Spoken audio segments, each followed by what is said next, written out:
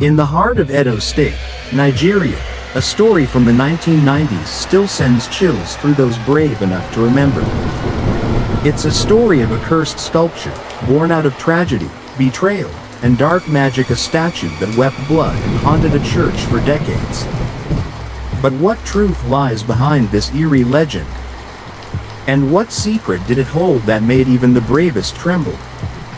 The origins of the cursed sculpture. It all began the day a group of missionaries arrived in Edo in the early 1900s. They built a humble Catholic church on sacred land, a place meant for worship, salvation, and peace. The centerpiece of this church was a sculpture, a statue of the Virgin Mary, crafted by a local artisan under the direction of the missionaries. The statue was meant to be a divine symbol, a beacon of hope for the faithful. But beneath the surface of this holy act lay a dark secret. Long before the missionaries arrived, that land was cursed by an old Edo witch, a revered healer turned vengeful spirit. Her name was Itohan, and her death was brutal, orchestrated by the missionaries themselves, who resorted to violence to rid the land of her influence. But her curse lingered, waiting for the right vessel to awaken it. Legend says, on the day the sculpture was finished, her vengeful spirit poured into it, cursing the statue to bleed whenever touched or disturbed by outsiders. And so, the curse was sealed. The horrific events that followed, at first, nothing seemed unusual.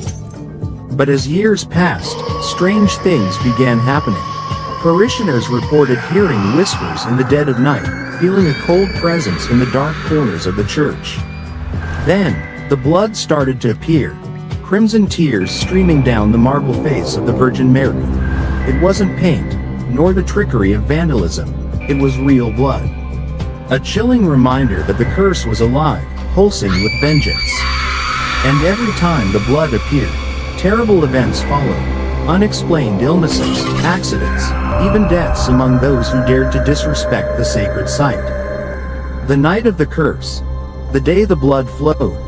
It was a stormy night, 1990s Edo, when Father Osa's first heard of the cursed sculpture. He was warned never to disturb the statue, especially not at night. But curiosity and faith pushed him forward.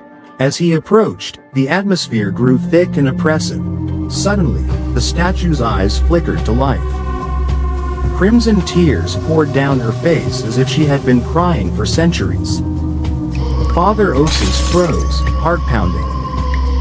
The atmosphere thickened, an oppressive silence, broken only by the faint whispers of Itohan's vengeful spirit echoing through the church walls. That night, blood flowed freely, more than ever before, and the church shuddered as if alive with dark energy. Locals say, from that moment, Itohan's spirit took residence in the church forever, vowing to curse anyone who dared defy her.